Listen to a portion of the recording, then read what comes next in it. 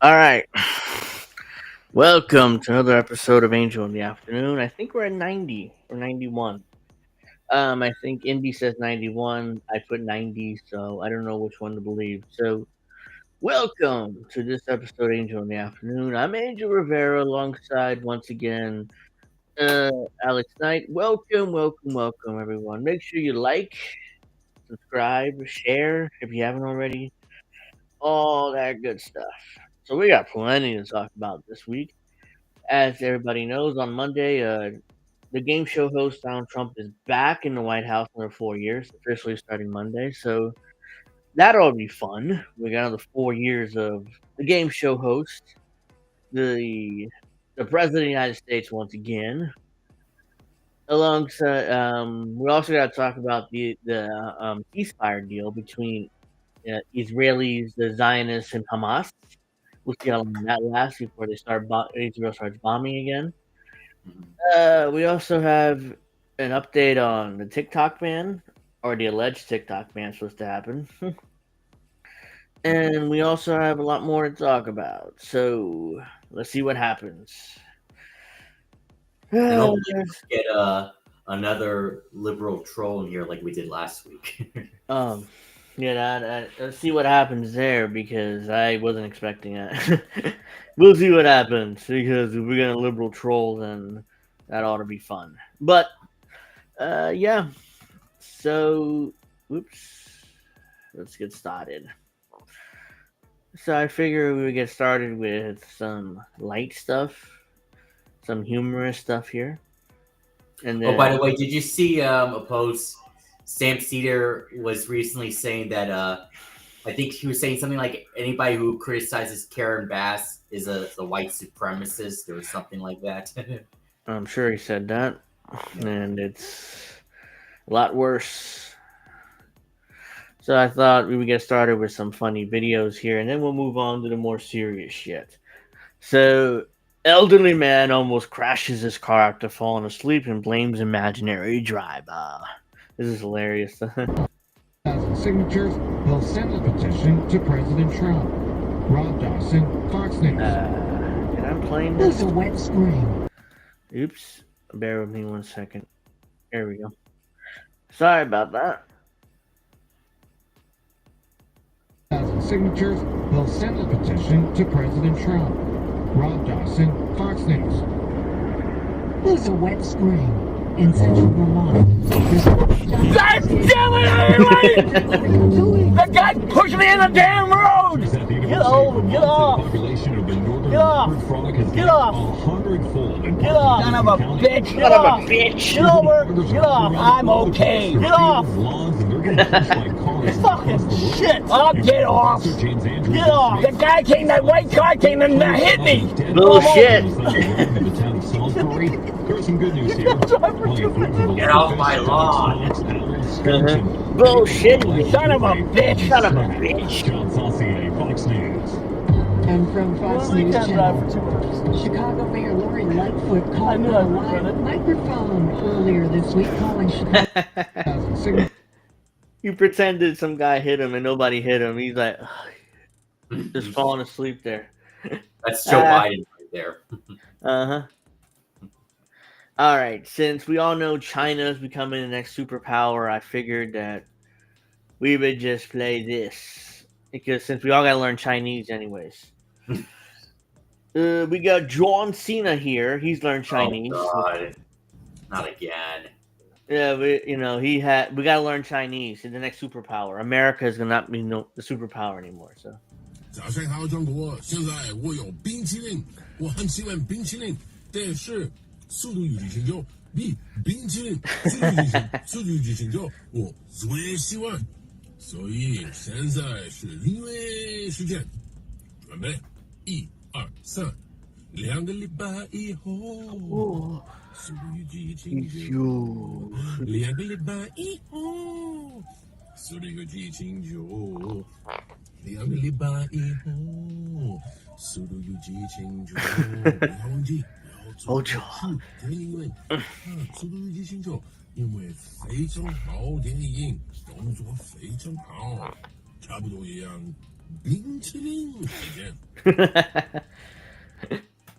John I wish Cena. you could go back to rapping Thugonomics. Yeah, man, we gotta learn Chinese or Cantonese, whatever the language is called, That's what's that guy known for the get ready to learn Chinese meme? What's that guy's name again? Adam Silver, or is that the NBA guy? Yeah, and it's Silver, the commissioner, yeah. China's gonna dominate us all, so we might as well start learning Cantonese now because English won't be the main language; it'll be Cantonese. So. Cena's already learned it. Adam Silver's telling everybody to learn it. So, yep. We'll be dominated by the Chinese. China, like Trump, says. If only China was still alive today. No, I wasn't joking. Miss Witchy says, I thought you wait to show this tomorrow. Yeah, I mean, I could show it again tomorrow. I mean, I wasn't joking about China. I wish she was still alive today. Yeah, China. Well, to respond to Steph, I messaged you. I think it was yesterday or the day before that we play those clips of Matt Hardy, Edge, and Lita. What I showed you recently. Oops, it's wrong. In a few days, President Trump will take power in Washington. We will never back away from partnering with the Trump administration where our priorities align. But just as importantly, we'll never back down from defending our New Jersey values, whatever that means. If and when we are tested. Thank you, New Jersey Office of the Attorney General, for your partnership in this critical time. So Governor Murphy, virtue signaling, blah, blah, blah, my home state, bullshit, he just... bullshitting here, virtue signaling, I'm sure Josh Shapiro, the governor of Pennsylvania, will do the same. Let's see. So we got. I wonder, if Josh Shapiro is like, Kamala, you should have picked me. I said it before. If Kamala Harris picked Josh Shapiro, she would have won because Josh Shapiro was popular. He's governor of Pennsylvania. I know Steph doesn't like at all. well, I mean, he's popular among the base. And I'm not sure it's polling in Pennsylvania, but I know Steph doesn't like him. But but a lot of people, I'm sure Democrats would have liked him, and instead of tin walls, who God knows what, all this shit here, Yeah. his and his language, he's barely able to, speak without, going crazy. So, French was and school. he lied through his teeth too about being in Hong Kong during the Tiananmen Square, or at what was that, Shanghai or Beijing, sorry, and so he's a liar. Trump. So we got mass self deportations already happening before Trump takes office. So we got a lot of people, just a lot of Mexicans and Central Americans and Latin Americans saying, "Fuck it, we're leaving now before they put us in camps and deport us anyway." So let's see. I'm sure he said the same thing. I'm sure he said that as he was sucking Harris's D. So we got self deportations, everybody. Trump has promised to carry out the largest deportation operation in U.S. history. And before those operations begin, some migrants are already choosing to leave the country voluntarily. News Nation's Jorge Ventura joins us live from San Antonio, Texas this morning with more on this story. Jorge, how many migrants are we actually seeing doing this, leaving voluntarily? Right now, Marky, it's unclear, but we are starting to see a trend, and this comes as cities across the U.S. and Mexico are now bracing for President-elect's deportation operation. But his hardline messaging on those deportation efforts have some migrants panicking, and some even I thought that said Jesse Ventura. I said Jorge Ventura. Now to self-deport back to the home countries. I spoke with immigration attorney Rolando Vasquez, who tells me that some of the immigrants that he represents that entered under the Biden administration are now choosing to return home, fearing deportation under the incoming administration. Just as recent as yesterday, they notified me that they're going to depart the country voluntarily, and understanding that, the Trump administration is going to carry through on their promises. And it's not just Trump's deportation plans that are influenced these decisions. Vasquez says it's also that Mexico is now open to accepting non-Mexican deportees. Mexico's move would impact Cuban and Venezuelan migrants the most, since those countries typically do not accept deportation flights from the U.S., but may from Mexico. This is causing for many migrants to leave on their own, knowing that they're either going to be deported to their home country or be deported to Mexico. And they obviously, the overwhelming majority of them do not want to be in Mexico. And my sources in Mexico tell me that it's likely that cartels and smugglers will exploit, kidnap, and extort those newly deported migrants. As of right now, it's unclear if Mexico has a plan to protect those deported migrants, Marky. Yeah, borders. How about no? There's no plans to protect them, and they'll be kidnapped by cartels, and God knows what'll happen to them. So, how about no? Yeah, I mean, there's no plans to protect these people, once they're deported. So, basically, according the Mexican government, it's like they can go fuck themselves.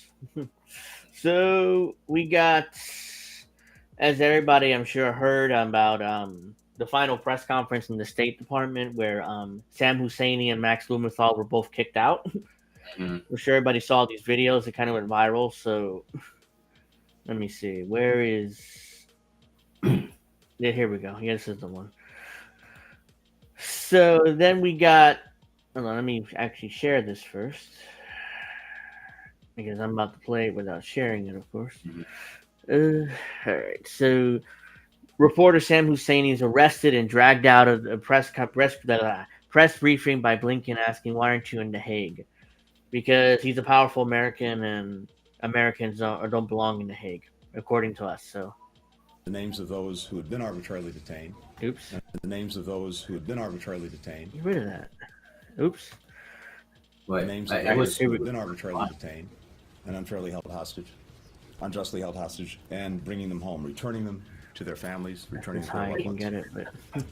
Finally, I just wanted to share this morning. Get your hands off me! Get your hands Get off your me! hands off me! Get your hands off me! Answer a damn question. I look forward to answering questions in a few minutes. I can answer a damn question. They ain't gonna answer any questions. Not from Husseini or Max Blumenthal. You pontificate about a free press. You pontificate about a free press. You are hurting me. You are hurting me. You are hurting me.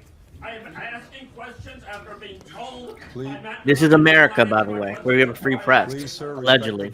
Respect the process. We'll have an opportunity to take questions in a few minutes. Wasn't the point of the May 31st statement to block the ICJ orders? You blocked the ICJ orders? Please, sir, respect the process. Thank you. What process? No. Oh my. What the? Indy got pissed off here when he said it reflect the process. Like, what process, motherfucker? I mean, there's no process. I mean, bullshit. International, from International to the ICJ saying that Israel's doing genocide and extermination, and you're telling me to respect the process. Criminal, why aren't you in the Hague? Why aren't you in the Hague? Why aren't you in the Hague? Well, I'm not going to answer a question, and please. Now let's move on. You know, they move right on, but it's another angle. You know, you can actually see this better. Oops. Bear with me 1 second. Here we go. Yeah, it's a better angle here. Definitely not your best work today. Oh, shit. Let's see. This is a better angle here. Sam Husseini gets kicked out. It's the same video, but it's from the other perspective where you can see him. 2 or 3 people. You pontificate about a free press. You pontificate about a free press.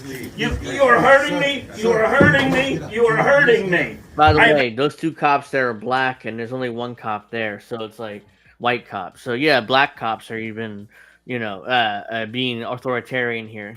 I'm asking questions after being told by Matt Miller that he will not answer my questions, and so I'm asking questions. Wasn't the point of the May 31st statement to block the ICJ orders? You blocked the ICJ orders. They carry this guy out. Like, we always do that. Oh, respect the process. Respect the process. While everybody from Amnesty International, to the ICJ is saying that Israel's doing genocide and extermination, and you're telling me to respect the process. Criminal, why aren't you in the Hague? So yeah, you see that angle there. You know, he got kicked out. I mean, this is supposed to be America, free press. Mm-hmm. Unfortunately, there is such thing as free press here in America. Did I save the Max Blumenthal one? I don't think so. Shit, I thought I did. Bear with me 1 second. I can find the video easily, but there's the Max Blumenthal video shows shows Matt Miller, that smiley motherfucker. I can't stand that motherfucker with that smug face he has. Oh, the vampire guy. Yeah, I can't stand that. Here it is. I found it. At the end of Blumenthal, you know, you see him like with that smirk on his face. I'm like, oh, this motherfucker. I'm so glad he's gone. Before you play, I just read something really funny. Biden reportedly discussed the possibility of pardoning Trump in private. I'm not surprised there. I mean, if he does pardon Trump, there's going to be a massive meltdown from liberals, and his legacy will be destroyed in their eyes. So this is Max Blumenthal being kicked out now. So let's. 300 reporters in Gaza were on the receiving end of your bombs. Why did you keep the bombs flowing when we had a deal in May? We all knew we had a deal. Everyone in this room knows we had a deal, Tony, and you kept the bombs flowing. Why did you sacrifice the rules-based order on the mantle of your commitment to Zionism? Why did you allow my friends to be massacred? Why did you allow my friends' homes in Gaza to be destroyed when we had a deal in May? You helped destroy our religion, Judaism, by associating it with fascism. You waved the white flag before Netanyahu. We'll have the time to take questions at the end. You waved the white flag before Israeli fascism. We'll have the time to take questions at the end. Your father-in-law was an Israel lobbyist. Your grandfather was an Israel lobbyist. Are you compromised by Israel? Why did you allow the Holocaust of our time to happen? How does it feel to have your legacy be genocide? How does it feel to have your legacy be genocide? You too, Matt. There he is right there. smiley motherfucker there. You know, he smirked at Matt Sumathon. You too, Matt. Look at that. Look at that smirk. Through the whole thing every day. You smirk through a genocide. Thank you. Piece of shit. You see him smirk? I mean, there's right there. Look at his smirk. You see him being kicked out. He's like, yeah, we kicked you out, motherfucker. What are you gonna do? You smirk through the whole thing every day. You smirk through a genocide. Thank you. Man, I'm so glad he's gone. I mean, yeah, that fucking smirk. He's like, what you gonna do now, bitch? You know, you're gone. Like, come on, man, it's outrageous. It's just a joke, you know. That's the final press conference from Blinken and Max Miller there at the State Department. It's not going to get better. Marco Rubio is going to take over this office, and it's going to be just as bad for Palestinians. Rubio. So that's what we're going to look forward to. Little Marco. He's taking over the State Department. So I'm not claiming that he'll be any better because he won't be. But, you know, so we got final the final administration here, final appearances of Kamala Harris here at the administration. Moments ago, Vice President Kamala Harris marks her final days in the Biden administration by adding her signature in the ceremonial office desk. What the hell is that? Apparently, they signed a desk or something. So I stand in a long tradition as the 49th Vice President of the United States. In a long tradition of vice presidents who have signed this desk, and I do so with great honor and with the knowledge that our work here has mattered, it has meaning, No, I won't. it has impacted people we may never meet, people who may never know our name, but who are ever, forever grateful for the work Ever, forever. have done. So I thank you all, and with that, I'm going to pull out the Sharpie.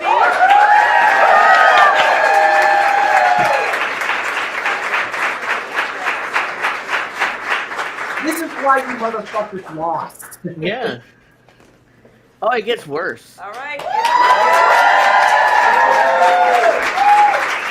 Yay! She signed the desk. She signed the desk, everybody. Are we really serious? Yeah, they cheered her on like she was some kind. Like, it's historic that she signed that desk. I didn't even know that was a tradition, apparently. Comrade Misty would say, we're so fucked. Yeah, so now it gets worse here. We got Merrick Garland also quitting or leaving office, Attorney General. And everybody's clapping for him, too, for some reason. So let's watch this.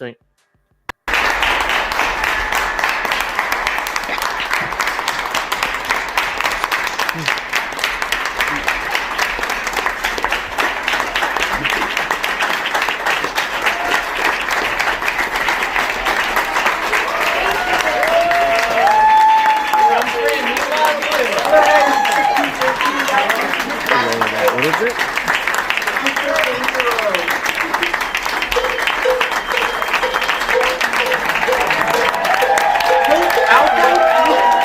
Look at that, they're all clapping for this guy. They're all clapping for this guy like he did something historic. He did nothing as Attorney General.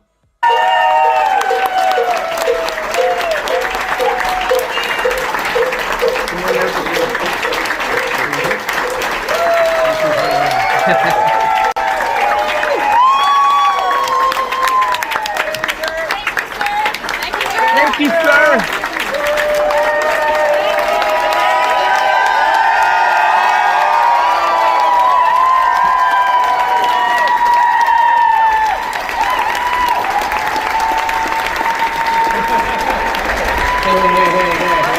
Like a grade A politician. Like a grade A politician shaking a baby's hand, you know?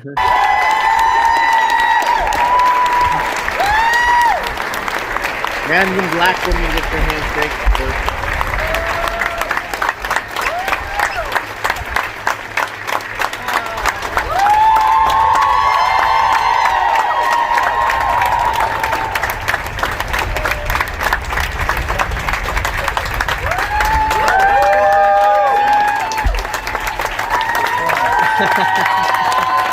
This is a joke.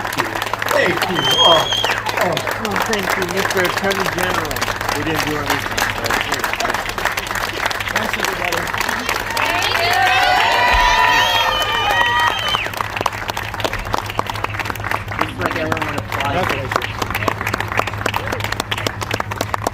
all gotta celebrate him for no reason. You know,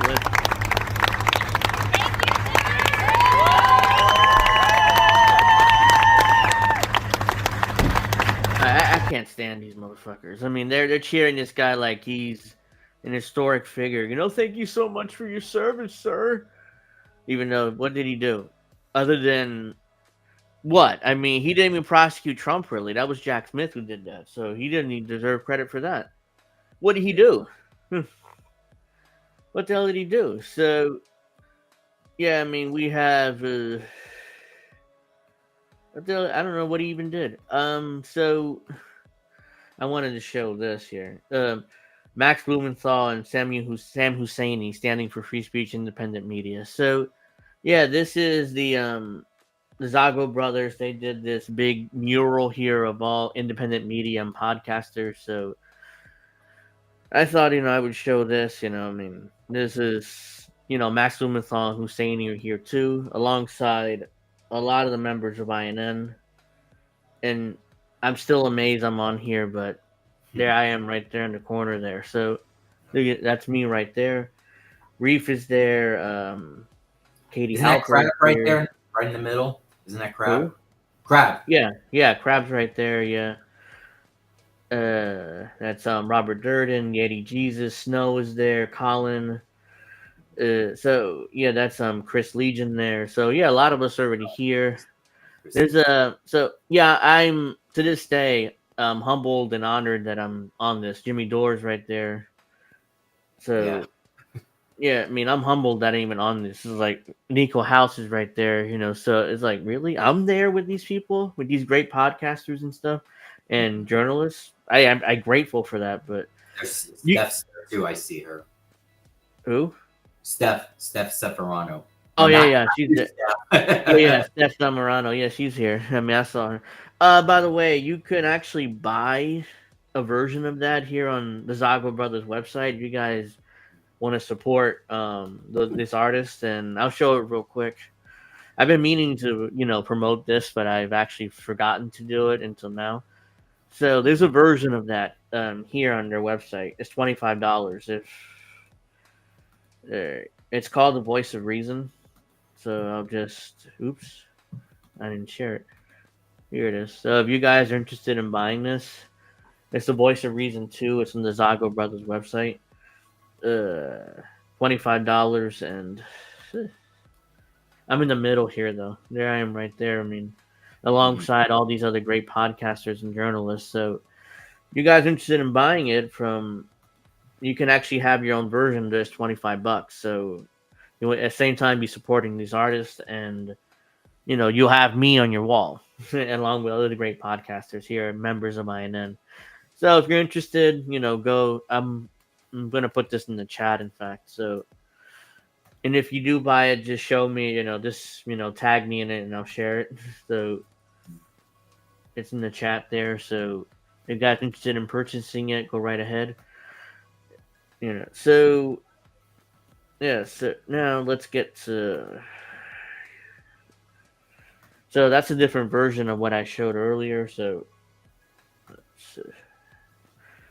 whoops. Yeah, so we got... Let's see, what else we got here? Showed that already. Oh, just really quickly, your thoughts on Roki Sasaki, or whatever his name is, going to the Dodgers? Like I told you, it was not a surprise. I mean, I knew he ended up there. Once he told the Yankees he was signing with them, it's like, oh yeah, he's going to Los Angeles to the Dodgers. I mean, he's not going to San Diego to the Padres? So all the Chinese players, I didn't mean to be racist there. All Japanese players who end up in the Dodgers anyways these days. So let's see, Otani, Yamamoto, now Saki. So there's a free agent next year who's going to be posted. What's his name? Murakami or whatever, the first baseman. Oh, and they got another Japanese player, position player as well. Forgot his name. Yeah, they did. Yeah. So we got trans activists in Mexico have smashed the doors of the High Court to demand justice for Samantha Gomez Fonseca, a trans woman who was shot dead last year. Gomez was a Senate candidate for the ruling Morena party.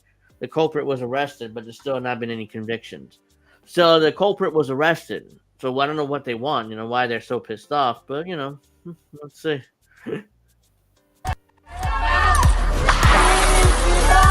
Yeah, let's destroy shit.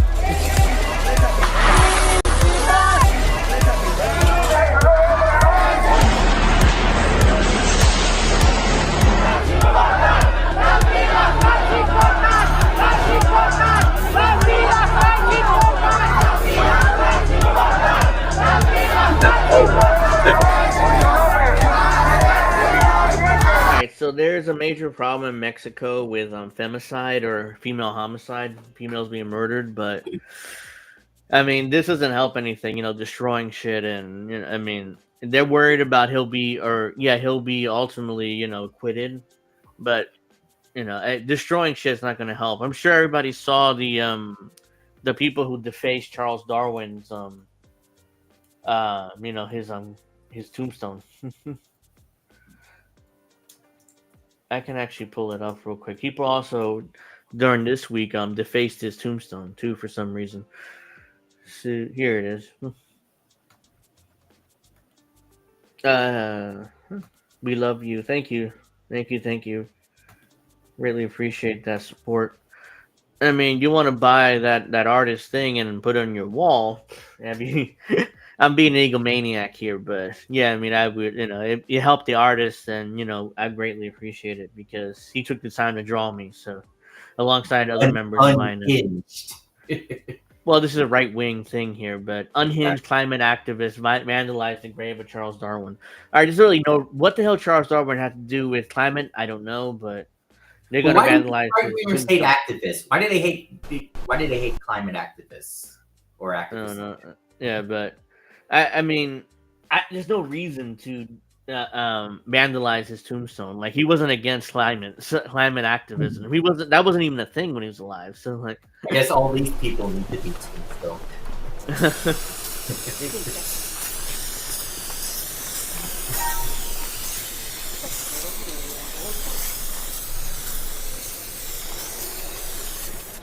He's like, let him rest in peace. The dude's dead. What the fuck? You're vandalizing his tombstone.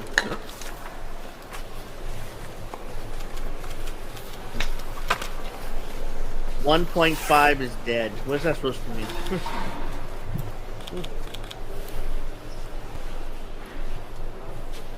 I would haunt these motherfuckers the rest of their lives. Wait a minute. Were they just checking a security guard?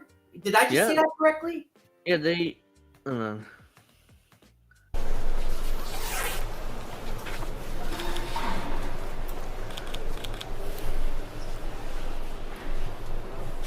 Oh, no, never mind. He was pointing. Yeah, he's like taking a photo, looks like. Yeah, if somebody vandalizes my tombstone, I would haunt them the rest of their days. 2024 was the hottest year on record. We have already passed through the 1.5 degree that was supposed to keep us safe.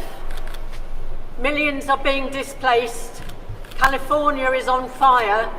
And 3/4 of all wildlife has disappeared since the 1970s. Yes, we're in another extinction period. I think the 7th or 8th one. So, yeah, Darwin would tell you about that who were alive, but...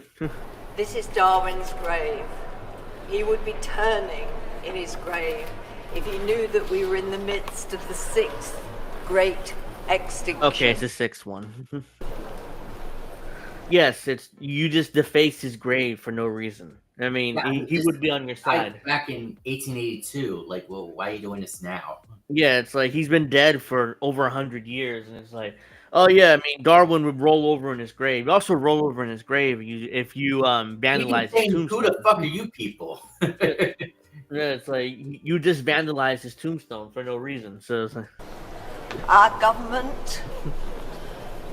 government's plans will bring us to 3 degrees of warming. 3 degrees of warming. This will destroy everything we love. World leaders must stop burning oil, gas, and coal by 2030.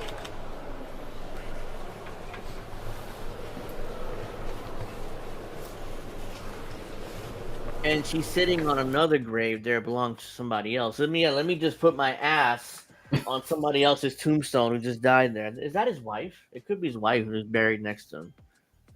Yeah, maybe. Yeah, let me just sit my ass on some other woman's tombstone there for no reason, and deface Charles Darwin, his tombstone.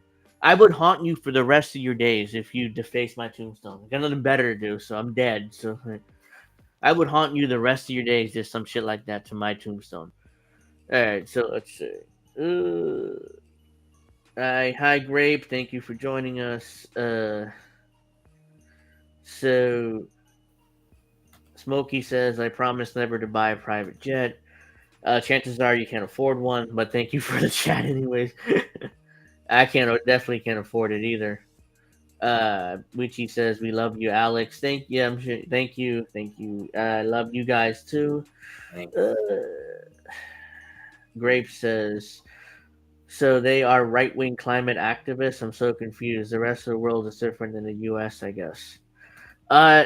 Climate activists are mostly left-wing, I would assume. The right hates, the right is anti-climate activism. Yeah. So, but yeah, I mean, it gets to, in my opinion, there's not much. Climate change is happening, and there's nothing we can do about it. The best we can do is adjust. If the Earth gives whatever the Earth gives us, so if they give us, more heat, we have to adjust. If the Earth gets colder, which is a real possibility, because some scientists now are saying we're looking at a mini ice age coming up instead of global warming, but we're due for a mini ice age, which means it'll be colder and crops will die. It's the same problem as global warming, but would you rather be cold or rather be hot? So. Me personally, I'd rather be a little cold than hot, but I prefer cooler weather or cold weather. Yeah, basically, we'll be looking at more snow and throughout the year instead of. But yeah, I mean, if it's like a mini ice age, whatever. But if it's, I guess another thing we could bring up is that you probably heard Hassan Piker just had Bernie Sanders on his show or podcast. Yeah, I saw that, and. Bernie Sanders is still like the Democratic Party talking points. Like he was doing a hearing for who was it? I think it was Attorney General or something like that. Where no, it was for it was somebody. They were having a hearing for a Trump official, and he was like, "Well, I mean, what was it? It was something Pam Bondi or whatever." Yeah, I think it was her. Yeah, it was Pam Bondi, and Bernie said like. Are you in favor of raising the minimum wage or something? And the Republican was like, no, like I'm not in favor of that. Then it was something else was ridiculous too. I mean, Bernie isn't really. He talks about it all the time, but he doesn't do shit about it. So it waited 4 years. I mean, Biden was president 4 years. Where was he with the minimum wage? Exactly. Where was he in Medicare for all? Where was he for any of this? Like he didn't do anything. And now all of a sudden, as soon as Trump gets elected again, he's about to take office. All of a sudden now, here comes Bernie with Medicare for all and raising the minimum wage and other bullshit, which you're not going to do. So, all right, Biden. So Biden says the Equal Rights Amendment is law. So what the hell is this? I'm sorry. I mean, I'm kind of ignorant on this. Just saw this now.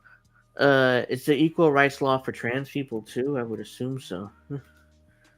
This is the whole trans people thing. Let's see. Let me read this. President Biden on Friday declared that he considers the Equal Rights Amendment to the constitutional law of the land. Oh wait, the actual amendment? That's bullshit. You have to pass it to the states too. That's not how a constitutional amendment works. A surprising declaration. He has dementia. He doesn't know anything anymore. Yeah, a surprising declaration doesn't have any formal force of effect, but it was celebrated by its backers in a rally in front of the National Archive.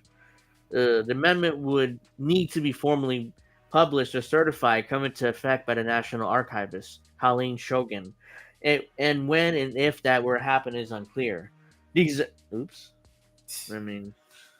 The executive branch doesn't have a direct role in the amendment process, and Biden is not going to order the archivist to certify and publish the ERA.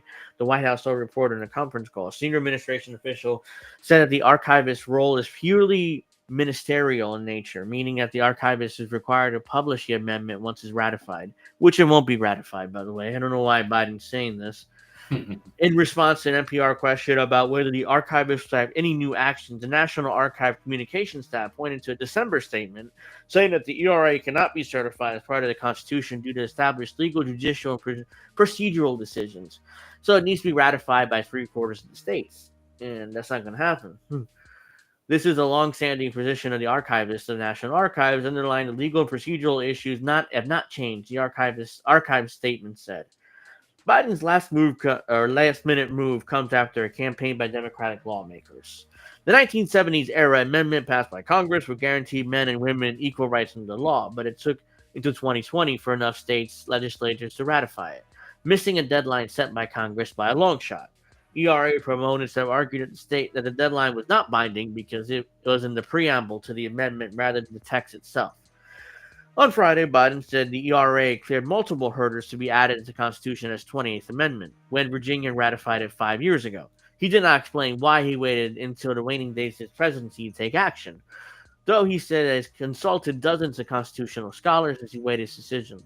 Wait, so if enough legislatures ratified it, why didn't he put it in as 28th Amendment? I just want to respond to Greg quickly. It wasn't Iker, it was Nick Fuentes that was rumored to having sex with Destiny.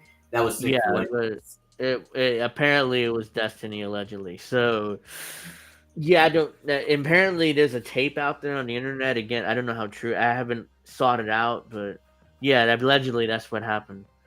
Why didn't he put it in his 28th Amendment? And if he believes this is but why didn't he do it? The Equal Rights Amendment is the law of the land now, he said in his speech to the U.S. Conference of Mayors. It's the 28th Amendment to the Constitution now. His move come after a campaign of Democratic lawmakers, including Senator Kirsten Gillibrand of New York, who said it's a way to protect abortion rights. No, it wouldn't, because it doesn't say anything about abortion. It says Equal Rights Amendment, whatever that means. Gillibrand has said she expects the matter to end up in the Supreme Court, which will be overturned. So it's a long legal controversy over the ERA. The issue has long been the subject of legal controversy. In 2020, the National Archivist, who's in charge of making constitutional amendments official, declined to certify the amendment, citing an opinion from the Justice Department's Office of Legal Counsel. The department said it considered the ERA to be expired after the 1982 ratification deadline was missed. It was 1982, the deadline? Oh my God. I wasn't even born yet. In 2022, the Office of Legal Counsel released an opinion affirming that 2020 decision. Shogun Biden appointing the first woman archivist. Of course, you got to put the first woman archivist there for no reason. Said in her 2022 confirmation hearing, the Biden administration had not asked her about a person on ERA ratification before nominating her. She added that she would abide by the Office of Legal Counsel's opinion, saying the ERA's fate will be decided by courts or, Congress. Blah, blah, blah. In other words, I didn't even know this was an issue until now. Honestly, I mean, the ratification deadline was in 1982. We're in 2025. I mean, why is this a conversation? I don't know. I mean, this is dead at this point. So, let's see. I'm sure Piker loves some D. I mean, again, that's that's something you said, not me. But let's see. Kamala Harris made history as vice president. The rest didn't go as planned. No, it didn't. You mean that the worst vice president in U.S. history? Yeah, it's the vice president of the United States. So, yeah. Kamala Harris made history as vice president. The rest didn't go as planned. So this was by this dude. Donald Trump returned to the White House only days away. Kamala Harris' staff hacked into her ceremonial office to watch her sign the desk, a tradition performed by her predecessors for decades. Her husband, Doug Imhoff, stood behind her to take the photo as she wielded her Sharpie maker. Yeah, she needs him behind her, of course. Yeah. It's not my nature to go quietly in the night, Harris said Thursday, so don't worry about that. But what's next for her? I'll keep you posted, she said. So what, you running for governor of California or running for president again? Because whatever it is, it's going to be a disaster. Harris has made any plans after leaving office Monday. apart from flying home to California, it'll be the first time since 2004 when she became San Francisco District Attorney she hasn't held elected office. Thank fucking God. 20 years since the last time she, hasn't held public office. There's talk that she'll write a book and speculation she could run for governor and maybe president again. So yeah, if she wants to governor of California, so it'd be what happened, Kamala Harris. At 60 years old, Harris is still young in a political world where the last two presidents have set records as the oldest ever elected. Again, she'll probably write a book, woe is me, sexism, I'm the victim, so let me run for president again. Donna Brazile, longtime leader of the Democratic Party, recalled telling Harris that she needs to take a break and learn what it's like to oversleep for a while. They both laughed, and Brazile said, yeah, you never go back to be ordinary. Brazile was the campaign manager for Al Gore. How did that work out? The last sitting vice president run for the top job. I've had more people I had more people call me about what's next for Kamala Harris and call me what's next for Al Gore, she said. Harris's term was both ordinary and extraordinary. Like many of her predecessors, she spent time tending to a portfolio of issues. Migration, which she failed miserably. Abortion rights, she failed miserably. Maternal health, she failed again. And representing the country overseas, which she failed miserably at. That infamous interview with, who was it? Why am I forgetting his name? He's the host of, from 60 Minutes? Not him, the other dude, the NBC Nightly News, Lester Holt, when she first became vice president. I mean, they were like Guatemala. And I've never been to Europe. Yeah, she failed miserably in that interview, humiliated herself. Lester Holt, like, what the fuck are you talking about, woman? I just asked you a simple question. He's like, I've never been to Europe either. He asked about the border. I remember now. Like, have you been to the border? It's like, we're going to the border. We're going, but you haven't been yet.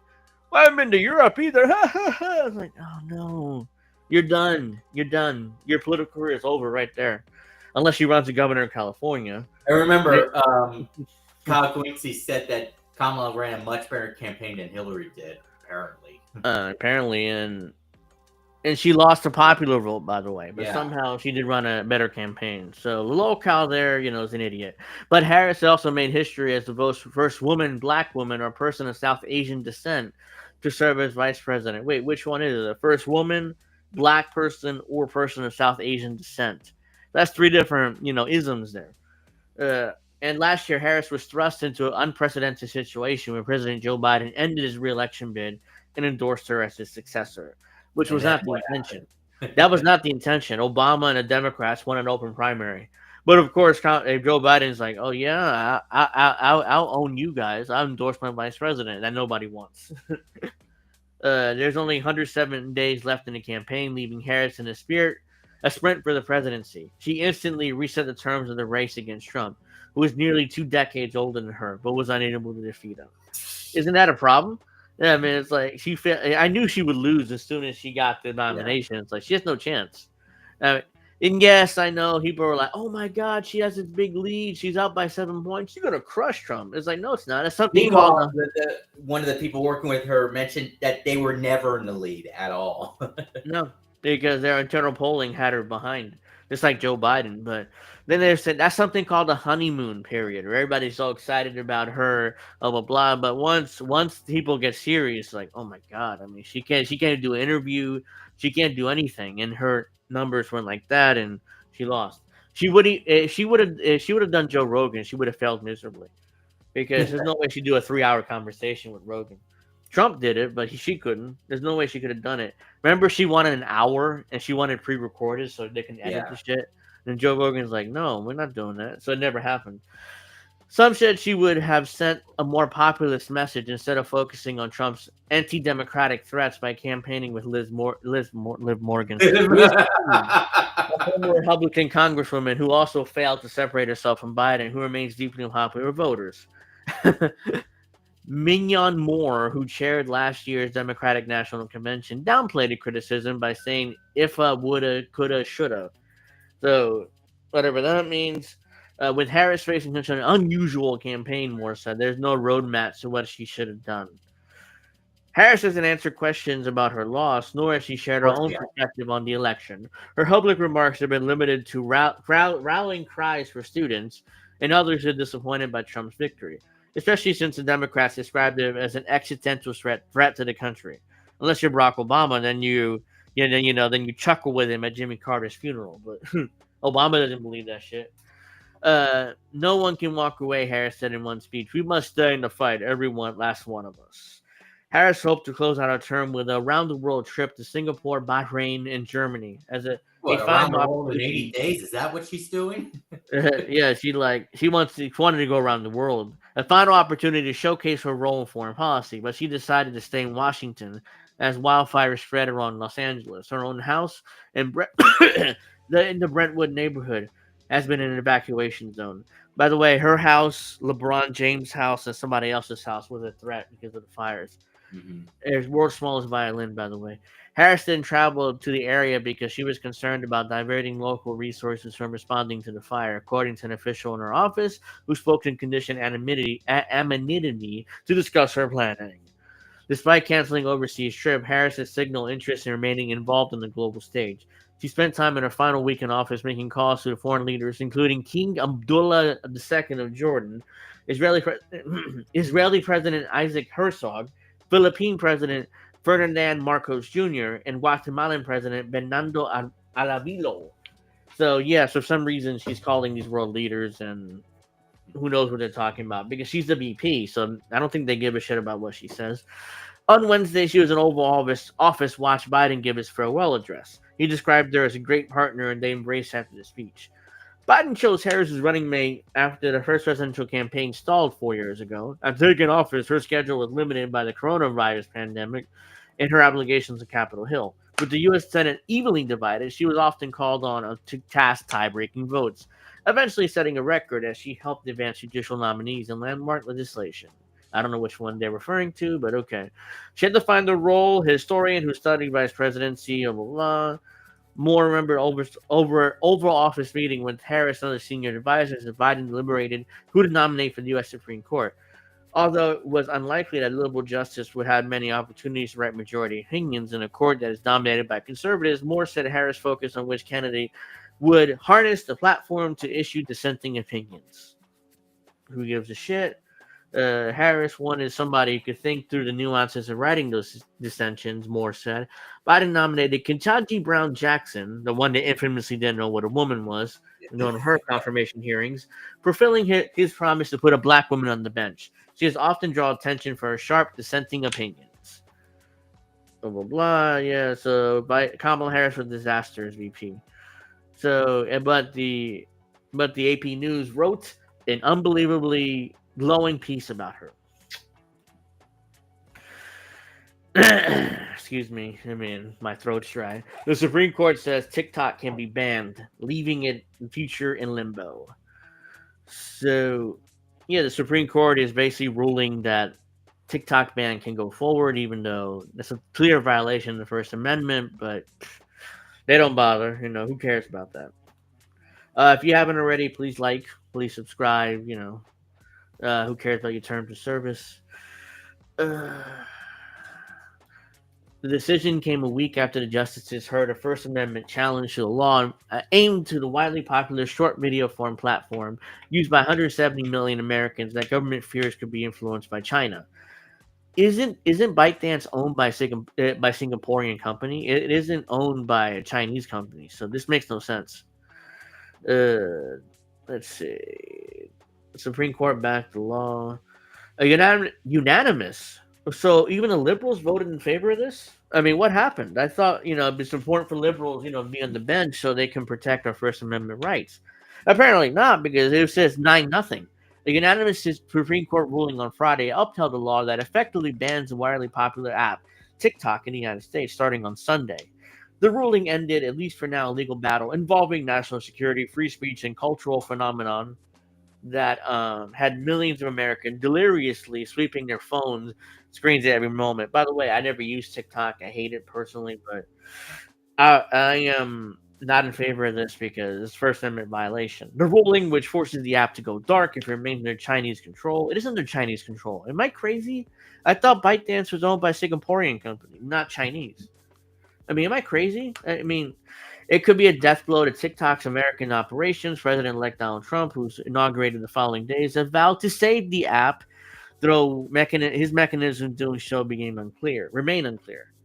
In a ruling against TikTok, the court acknowledged the wide-ranging cultural impact of the app, while siding with the government's concern that China's role posed national security concerns. I didn't know China was even involved. I thought it was Singapore, which is no connection to China whatsoever. There's no doubt that more than 170 million Americans, TikTok offers a distinction and expansive outlet for expression, means of engagement, and source of community, the court's opinion said. But Congress has determined that a divestiture is necessary to address a well-supported national security concern regarding TikTok's data collection practices and relationship with a foreign adversary. Oh, by the way, but it's okay for Facebook and Twitter to take all information and do God knows with it. That's okay.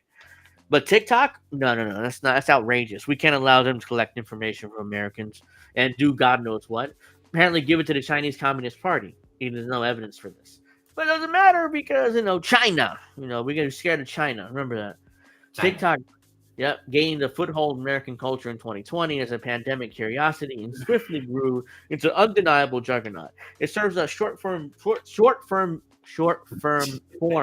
can't read videos that are leading source of information, entertainment for tens of millions of Americans, especially younger ones. Not only here's a real reason why they're trying to ban it, because there's an anti-Zionist sentiment on TikTok, and how dare you? You can't be anti-Zionist. That's the real reason why the Congress trying to ban it, and the Supreme Court 9-0, by the way, voted to allow the ban to continue.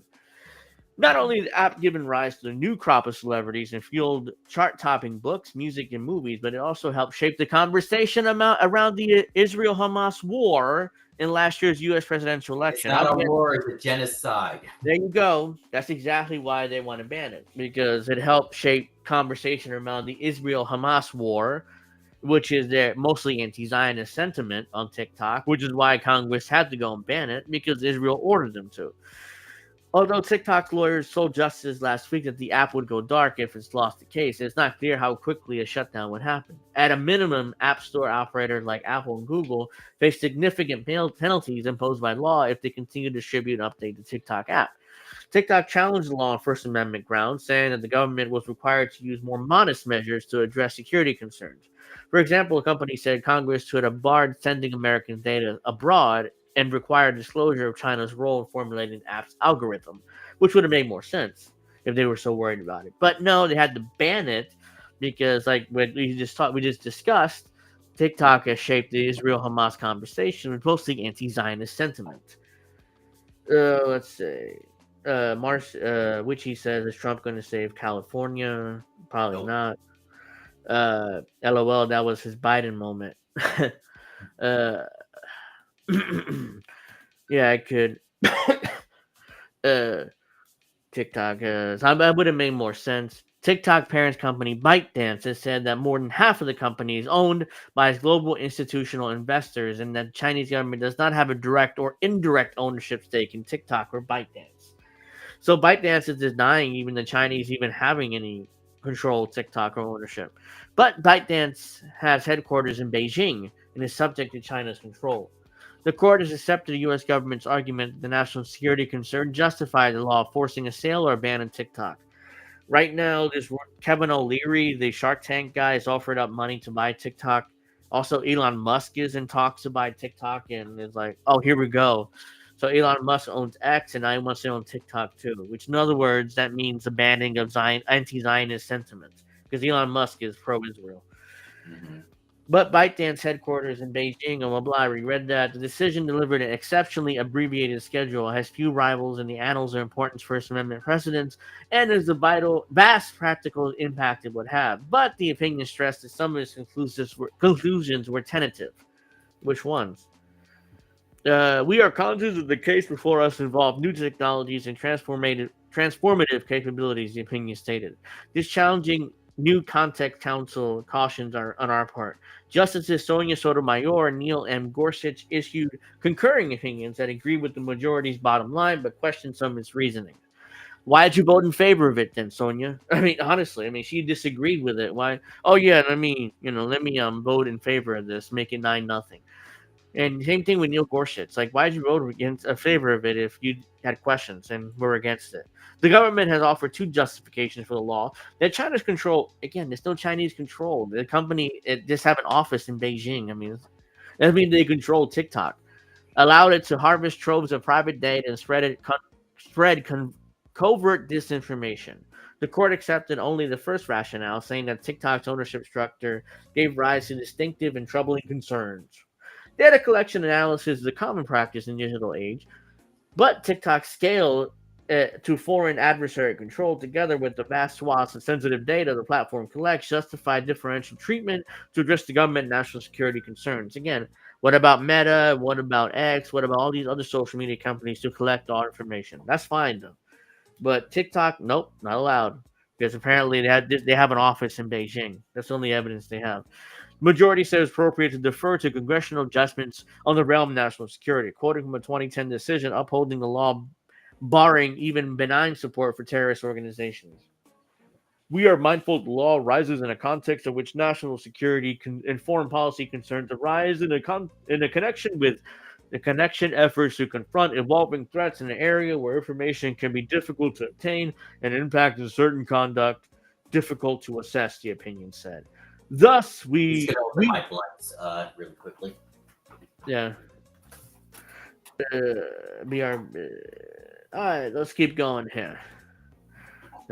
We shall respect your decision landed days before Mr. Trump takes office. He has signaled his support for the app and exploring possibilities of an executive order that will allow TikTok to keep operating despite the pending ban. But the challenge law gives him limited room to maneuver, as it allows the president to suspend the law for 90 days, only if he certifies to Congress that there's been significant progress towards the sale documents and relevant binding legal documents. So, hold on. Bear with me 1 second.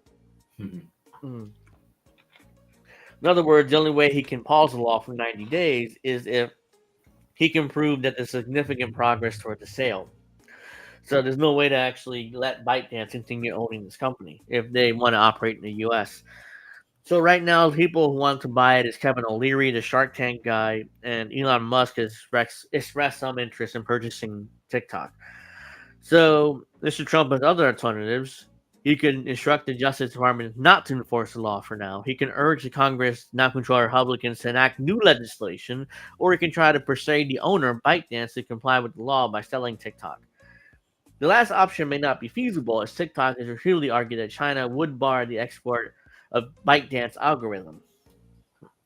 The Supreme Court decision was expected, and everyone must respect it, Mr. Trump wrote on social media. My decision on TikTok will be made in not too distant future, but I must have time to review the situation. Stay tuned. So in other words, what's very likely here, bless you, what's very likely here is Trump is going to delay enforcement for now and then figure out what to do, either to sell the company or get around this law somehow, because right now it looks like we're looking at a TikTok ban on Sunday. There's also reporting that Joe Biden won't enforce the ban, leaving it up to Trump. So TikTok won't go offline on Sunday, as once was expected, as this reporting says here. Hey, Jacqueline, thank you for joining us. Make sure you like. And so Trump, so it says, oops, why? What? Biden won't enforce TikTok ban, official says, leaving the fate of the app to Trump. So he won't enforce. Let's read this. President Joe Biden won't enforce a ban on the social media app TikTok that is set to take effect the day before he leaves office on Monday, leaving its fate in the hands of President-elect Donald Trump. Congress last year signed a law by Biden required TikTok China-based parent company ByteDance to isn't it a Singaporean-based company? I can't get over this. That divest the company by January 19th, the day before the presidential election. The official said that the outgoing administration was leaving the implementation of the law and the potential enforcement of the ban to Trump. Biden believes TikTok should remain available to Americans, but why the fuck did you sign the bill then if you believe that? This is bullshit. Like, he doesn't believe that. but simply under American ownership or other ownership that addresses national security concerns identified by Congress, according to the statement issued by the White House Press Secretary Karine Jean-Pierre. Given the sheer fact of timing, this administration recognizes the action to implement the law must fall to the next administration. Trump, who once called to ban the app, which he tried to do by executive order, which didn't work because he didn't pass the law, has since pledged to keep it available in the U.S., though his transition team has not said how they intend to accomplish that. TikTok CEO Xu Yi-chu is expected to attempt Trump's inauguration and be granted prime seating location on the day after as President-elect National Security Advisor signals that the incoming administration may take steps to keep TikTok from going dark. By the way, ByteDance and the TikTok CEO donated a bunch of money to Trump, so that's what it takes in order to get your app, not banned. You do what you got to do. That's why he's getting prime seating in the inaugurations. The TikTok CEO, incoming National Security Advisor Mike Waltz said on Thursday that Fox News channel Fox that the federal law that could ban TikTok by Sunday also allows for an extension as long as a viable deal is on the table. The push to save TikTok, much like the move to ban it in the U.S., has crossed partisan lines. Senate Democratic leader Chuck Schumer said he spoke to Biden on Thursday to advocate for extending the deadline to ban TikTok. It is clear that more time is needed to find the American buyer and not disrupt the lives and livelihoods of millions of Americans, of so many influencers, including Democratic influencers, who have built up a good network of followers, Schumer said on Thursday to the Senate floor. He cares about the Democratic influencers, not Republican ones, because they all a lot of these Americans make their living on TikTok. So, yeah, a lot of people will lose their jobs if this ban goes through. Democrats have tried on Wednesday to pass legislation that would extend the deadline, but Republican Senator Tom Cotton of Arkansas blocked it. Cotton, the chair of the Democratic Senate Intelligence Committee, said that TikTok has ample time to find a buyer. In other words, a Republican like, no, they have plenty of time. TikTok's a Chinese communist spy app that addicts our kids. These people are insane. Harvest their data, targets them with harmful manipulative content, and spreads communist propaganda. Communists. Yeah, the commies, even though the Chinese Communist Party is in word only, they're not communists. They're pretty much capitalists, but it's basically one party rule in China. And they're communists because they write it down, but they're not really communists anymore. They're pretty much a capitalist country at this point. TikTok CEO is expected to be seated on the dais for the inauguration, along with tech billionaires Elon Musk, who's CEO of SpaceX, Meta CEO Mark Zuckerberg, OpenAI CEO Sam Altman, and Amazon founder Jeff Bezos. They'll all be sitting in prime seating for Trump's inauguration. And by the way, they all gave $1 million to Trump inauguration. But, that's what it takes to get a prime seating next to the president. People spoke on addition anonymity to discuss internal planning.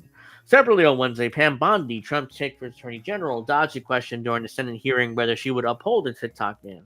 Trump has reversed the position on the popular app, having tried to ban it during his first term of office over national security concern. He joined TikTok during the 2024 presidential election, and his team would use it to connect with younger voters, especially male voters. That pushing content was often macho and then going viral. He pledged to save TikTok during the campaign and has credited the platform for helping him win more youth votes. Also, Joe Rogan helped that in a major way, but I'm sure TikTok had a major decision in that. So we're not going to see a ban right now, at least. So as of now, at least, I'm sure there's going to be some other decisions down the line, and God. So let's get to the Israel thing. Mars Macy said, "I like if he takes over TikTok. He could do like others. The best he can. The best I can do is getting it removed. I'm so done with YouTube. Don't say anything about Elon. China. It's China. They're always the problem here. It's not." I've been reading a lot in this episode. I haven't played much video, so my throat's kind of tired. So let's. I think where is this the one? I think this is the one. Yeah.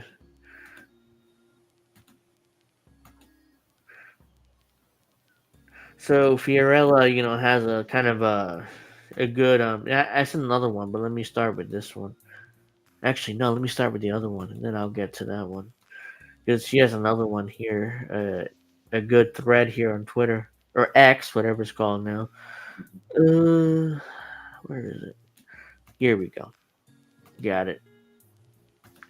Bear with me 1 second here.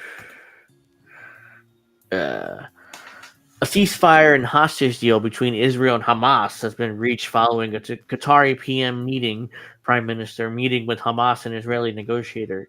Comes into effect in 24 hours. Qatar, Egypt, and the U.S. will guarantee it. Israel will vote on it Thursday, which they end up passing, but I'll get to that in a minute. Here are the terms and my opinions. So let's start with this one. First clause, the complete withdrawal of Israeli forces to the borders from all areas of the Gaza Strip. Second clause, the opening of the Rafah crossing and the complete withdrawal from it. Third clause, Israel must facilitate the travel of the wounded for treatment abroad. The sixth clause, Israel must allow the entry of 600 aid trucks under a humanitarian protocol sponsored by Qatar.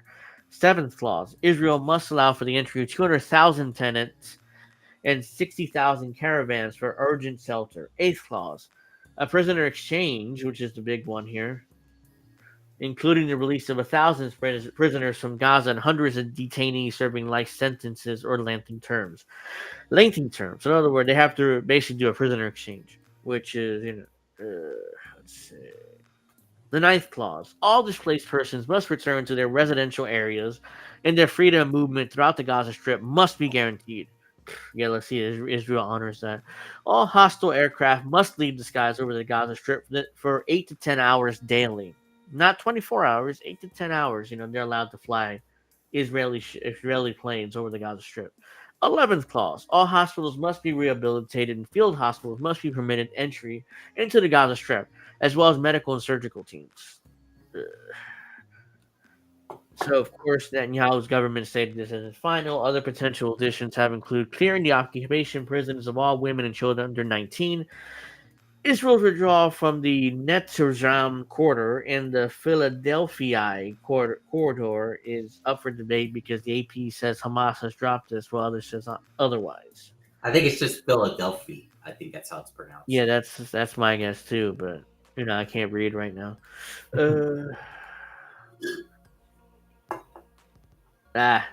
Mystic Man's evil mustache says, "Are you okay? Love you. I'm not." A small violin for you. Is he serious or that's just his character? That's a parody account. I know. That's why I was asking if he was actually serious. Yeah.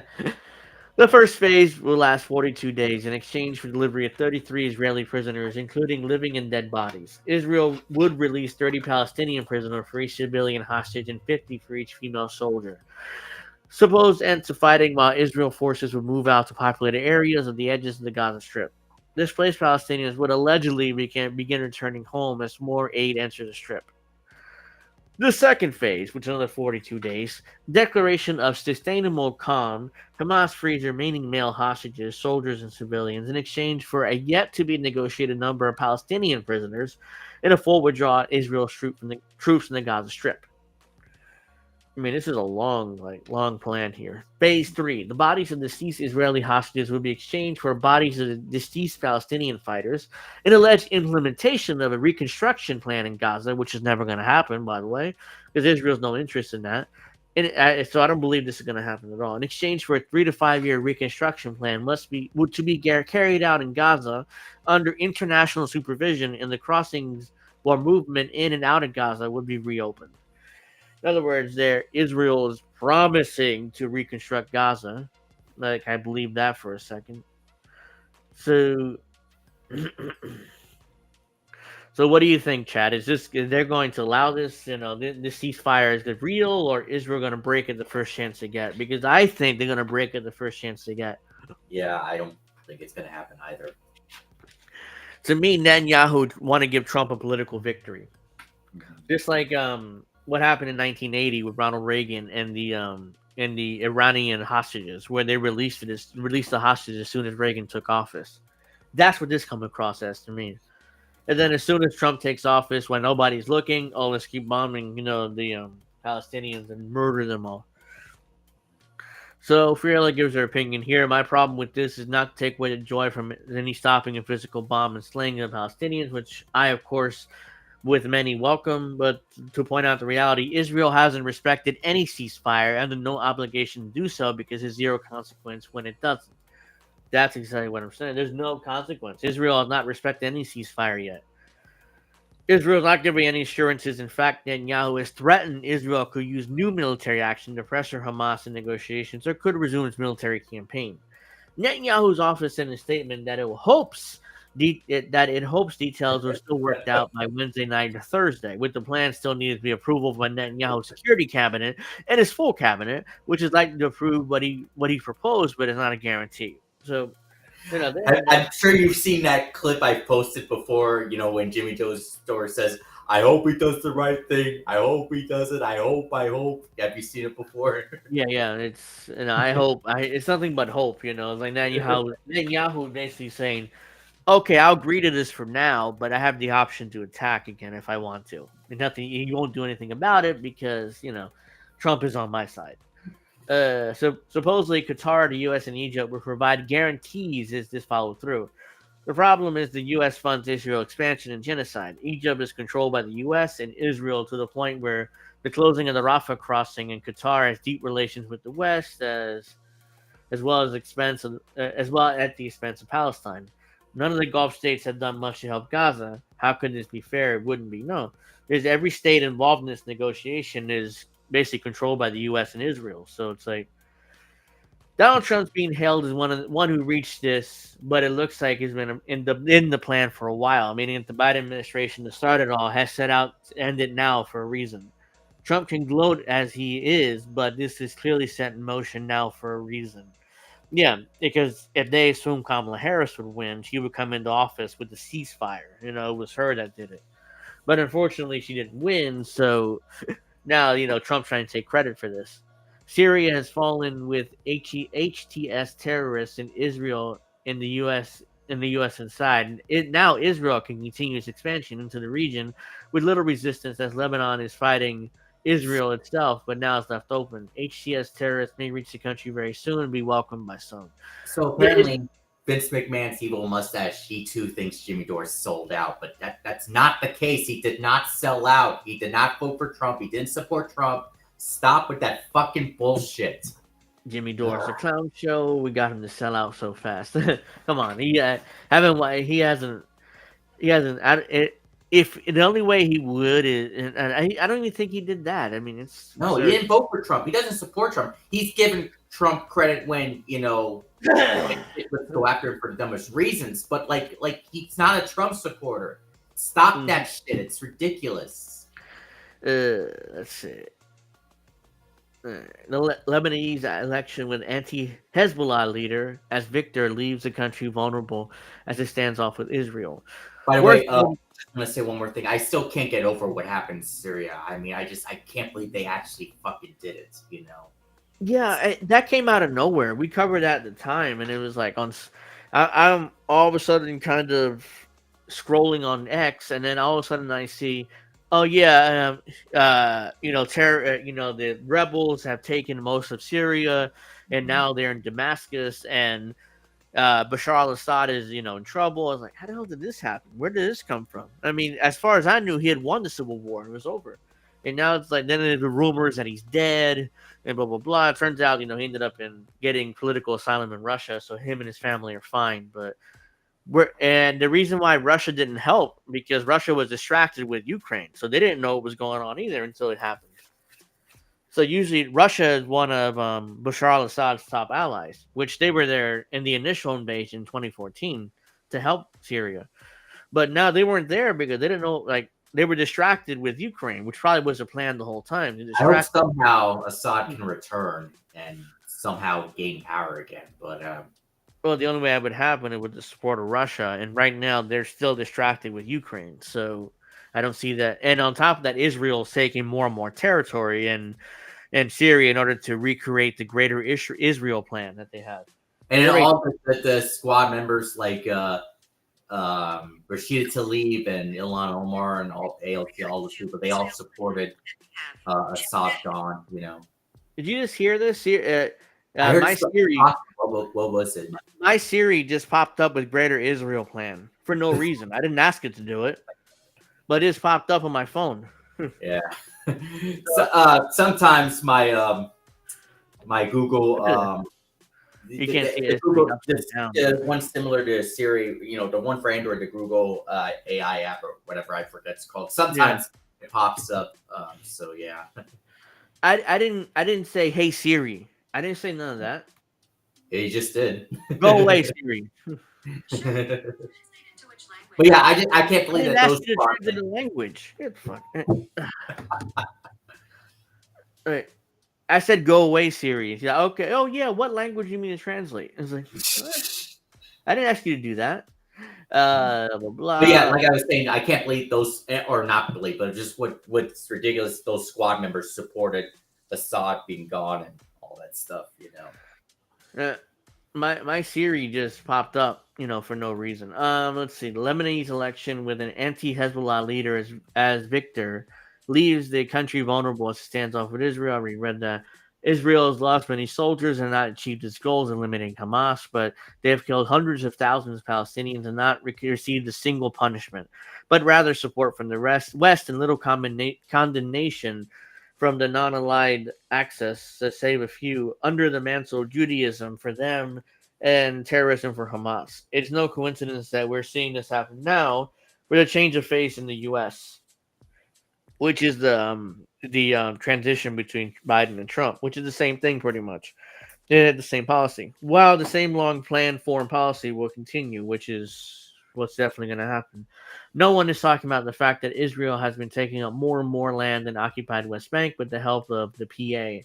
It's only a matter of time before they fully take over, unless there's a miraculous push to stop Israel in the U.S., which, looking at Syria, is unlikely. Yeah, Israel's taking a lot of that territory already. But October 7th. Yeah, the new government isn't doing anything about it in Syria. In fact, they're allowing it. They're allowing it. The obvious elephant in the room is the incoming Trump administration has the most Zionist cabinet I've ever seen. That's 100% true. People who think Gaza should be flattened I love Israel X bios. Not to mention the millions of Adelson money. This does not magically go away because of a highly politically manipulated deal. That's naive. Yeah, I mean, unfortunately, it also includes Tulsi Gabbard. Because she's even backpedaled from the anti-spying thing. She's pro-spying now because she's about to become the head of national intelligence. So she's even backed away from that. So it's like I have no hope for Tulsi Gabbard in the administration. Yeah. I keep mentioning Syria because that's the key for us, especially analysts, to understand how our wishes do not reflect reality. Without Syria, things for the Axis have become realistically incredibly difficult and devastating. And I believe this will bring an era of normalization. Yeah, because basically Israel is going to take the West Bank. They're going to annex the West Bank already. I'm sure that's going to be part of that, as well as the territory in Syria that they took. Iran isn't the only one in charge, thank goodness, but his tendencies for liberalism does not serve. Is Iran's? Who's this? He's a new president. I mean, I can't read that anyway. So, let me see. Mahmoud Pezeshkian, president of Iran. Okay, it's the new president of Iran. I didn't know it was. I didn't even know the president. Isn't the only one in charge, thank goodness. But for his tendencies toward liberalism do not serve the resistance interests for the country or the access or the non-aligned access. Iran is also vulnerable to the Trump administration, which is already vilified and accused of everything from election interference to assassination attempts and bringing bombs over the border. It will be a focus for this incoming administration. This has all been long planned 20 years ago in the Bush administration when they wanted to invade Iran then.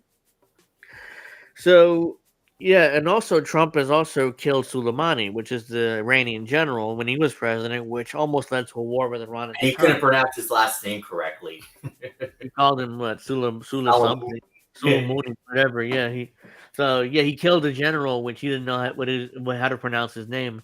The question is, will Iran, as it seems from some statements, normalize relations with Washington? Well, it was kind of funny when Trump announced he had COVID in 2020. Max Blumenthal replied with an image of Soleimani. It's like, hey, you killed Soleimani. Why should we feel bad for you? Yeah, yeah. Normalized relations with Washington or continue to stand their ground. Will DC see Perishkan as an opportunity to pounce? It seems likely. Yeah, so I think Iran would try to normalize relations with Washington in order for him not to be attacked, but at this point, it's like I don't know what's going to happen there. In summary, it's too early to tell what the ceasefire will actually mean, but what I see coming with any ceasefire that the U.S. and Israel agreed to. Is return to the pre-October 7th treatment of Palestinians while continuing a slow death of Gaza and quicker takeover of the entire region. Nothing, as I stated, happens coincidentally, and timing is everything. After Syria, nothing ever be the same, and I don't exaggerate the level of betrayal that we see as so many facets of the non-aligned axis. More will be revealed in due time, I'm sure. So, by the way, Trump said he would use the ceasefire deal as momentum to expand the Abraham Accords, U.S.-backed agreement struck during his first presidency that normalized Israel's relations with several Arab countries. So, in other words, he's going to try to get more Arab countries to accept Israel and basically allow them to basically, do whatever the fuck they want. So, that's what I look forward to. Mm-hmm. So it'll be more normalized relations with more Arab countries, and if they get Iran to agree to normalization with Israel, the Palestinians are fucked. Like they're the only country that could really put up an opposition to Israel in the Middle East, and if that happens, if they come to some sort of normalization, it's over with Palestinians, and it's unfortunate because they're most likely going to get genocided. And it's not much. There's not very few people going to stop it. Yeah. Let's see. Either now or sometime before we end the show, do you want to talk a little preview of the NFL playoffs this weekend? Yeah, I mean, why not? I mean, we still got 30 minutes, so. Breaking. This is now. Israel Security Cabinet has approved the Gaza ceasefire deal and release of hostages, according to a statement from Prime Minister Benjamin Netanyahu's office. This has many protests against it, including Ben Gvir and Smotrich. I wonder what that rabbi thinks about that. I don't remember his name. Yeah, I know you're talking about. I've heard his name too, but yeah, I'm sure he doesn't like it. Israel's statement: after considering all political, security, humanitarian aspects, and understanding that the proposed deal supports achieving the objectives of the war, the cabinet has recommended the government approve the proposed framework. Reminder: the deal mediated by the U.S., Egypt, and Qatar requires approval from all Israel's government. Key details: apparently. Vince McMahon's evil mustache also thinks Kurt Metzer, or whatever his last name is, he also thinks he's sold out and right wing, all that stuff. So, okay.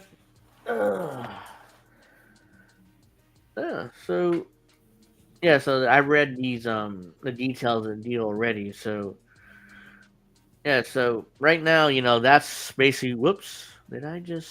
No, okay, we're good. That's basically what we're looking at.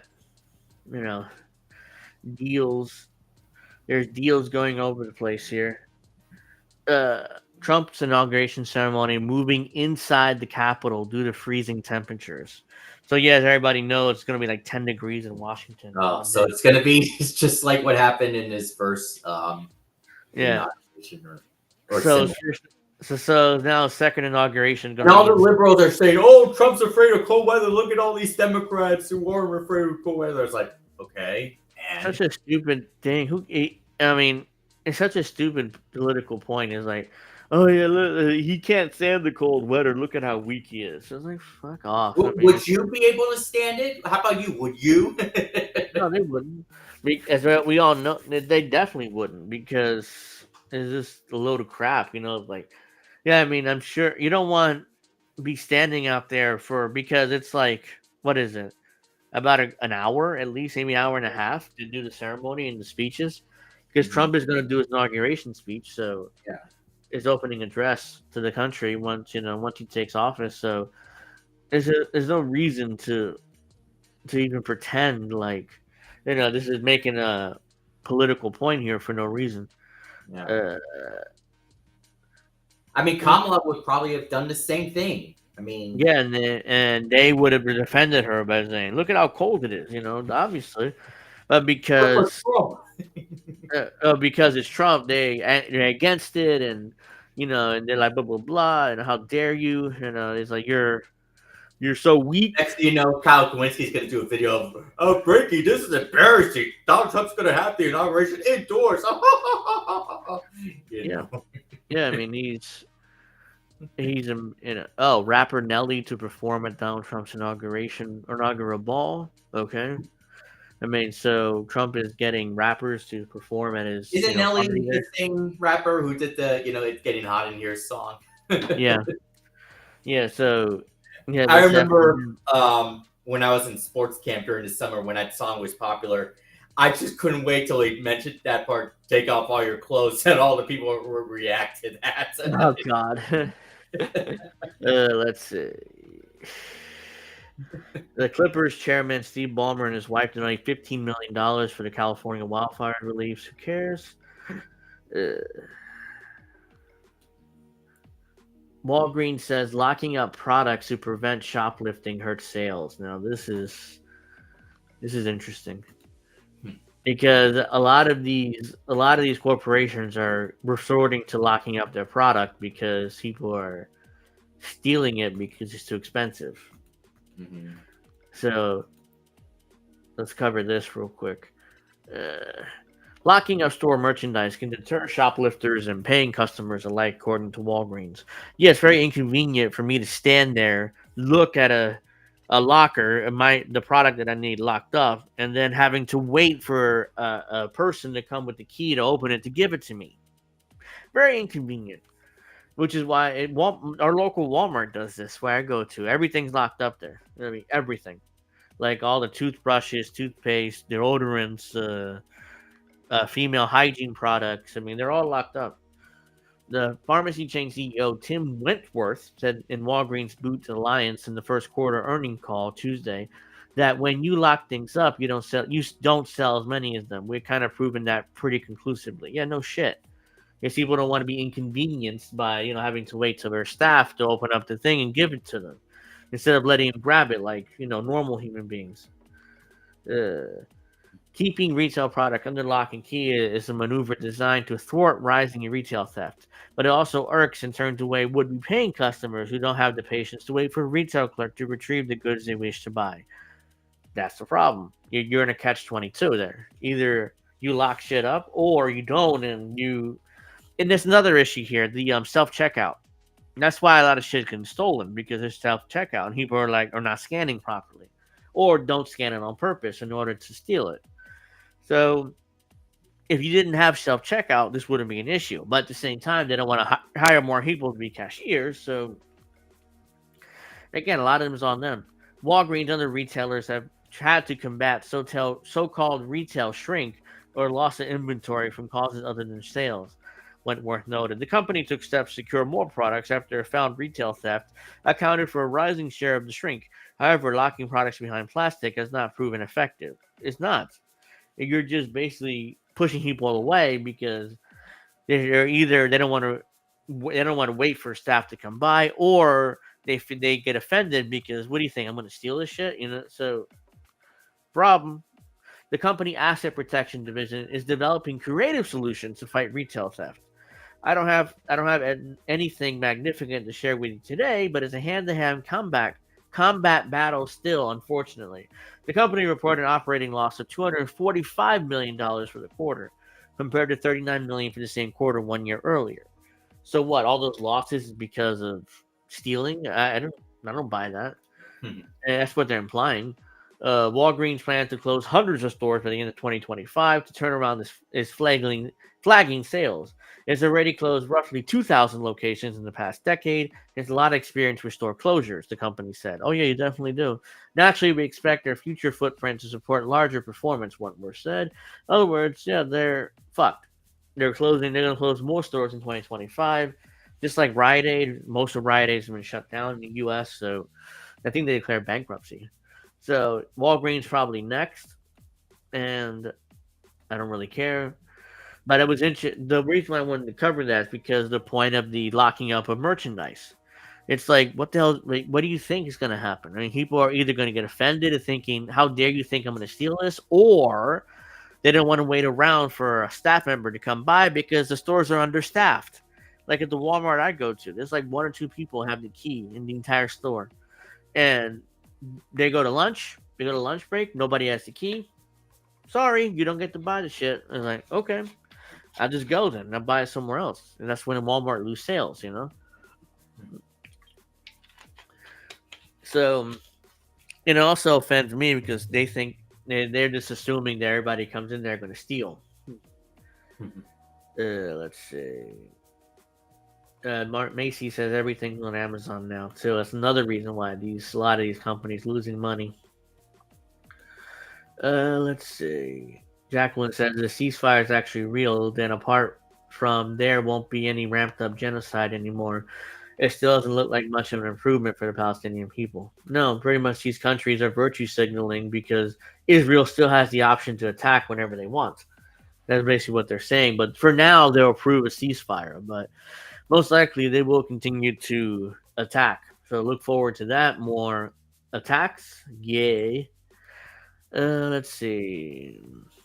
SpaceX Starship. Great. Safe. Yeah. SpaceX Starship spacecraft destroyed a mega rocket launch. Oops. Elon Musk rockets are destroying shit again. And meanwhile, he gets billions in government funding, but his rockets keep destroying the spacecraft. So, yay, waste of money. Which, by the way, I wanted to talk about the why are we paying taxes to the U.S. government for what? For what? Because ultimately, our money goes to Ukraine. It goes to Israel. It goes to Taiwan because we gotta saber rattle with the Chinese and make sure Taiwan has weapons to defend themselves from the Chinese. Even though we damn well know if China attacks Taiwan, they have no chance. If China wants the territory, they can have it. They will have it. Nothing anybody can do about it, unless the U.S. decides to start a world war over Taiwan, which they're psychotic enough to say yes, to say they would do that. So all our money has to go to defense contractors, Ukraine, Israel, Taiwan, and there's no money for North Carolina and people going through hurricanes. In fact, there's a story saying they're being kicked out of their hotel rooms because FEMA won't pay anymore. In fact, as Zelensky would say, we should give all the support to Ukraine and Israel. Yeah. All the allies together.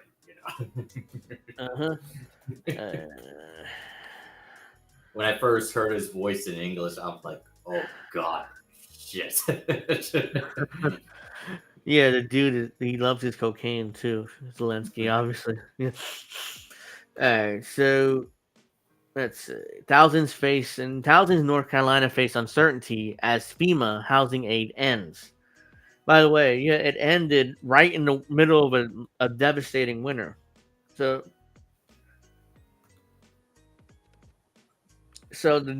the governor of North Carolina is kind of asking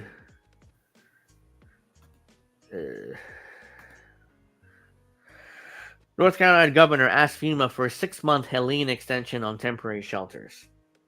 So the governor is kind of like, please give us, 6 more months. I don't want to see that. Here we go. North Carolina Governor Josh Stein, Democrat, asked for an extension on funding from the Federal Emergency Management Agency, FEMA, on Thursday to support temporary shelters for residents who have lost their homes due to damage from Hurricane Helene. Which, by the way, FEMA has done nothing to fix these homes or done anything except for giving temporary shelter, aka hotels, to people. The people of Western North Carolina are experiencing chaos and uncertainty that is untenable, the governor wrote. That is why I'm urging FEMA to extend its transitional sheltering assistance program for 6 months to get folks through the winter in safe, secure shelter as they rebuild their homes. As soon as summer hits, they can be kicked out of the hotels and become homeless. But in the winter, we gotta, at least put them in a hotel room for the winter. The governor suggested that transitional sheltering assistance program allow for North Carolinians to continue eligibility for short-term accommodation until September 30th.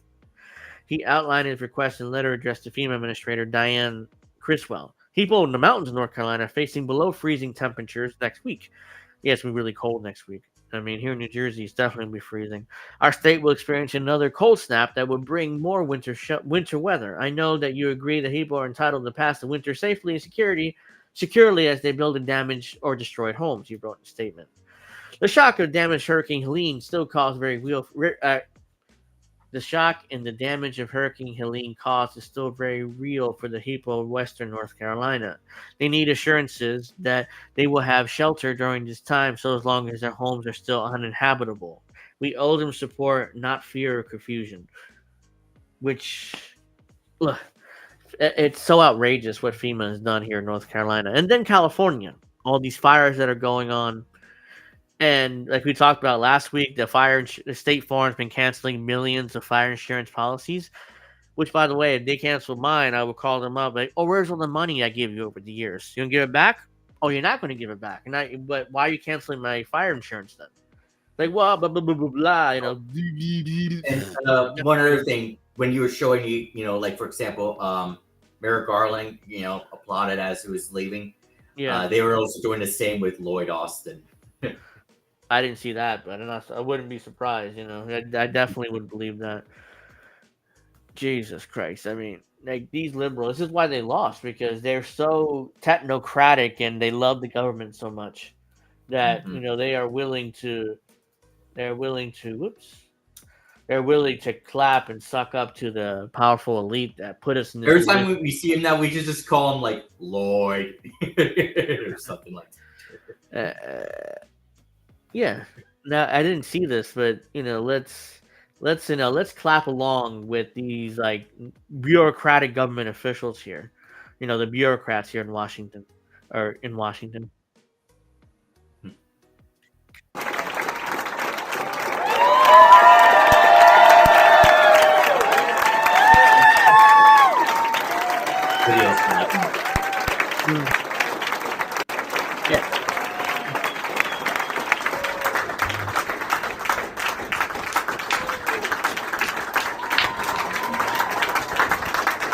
Look at all these bureaucrats just clapping away.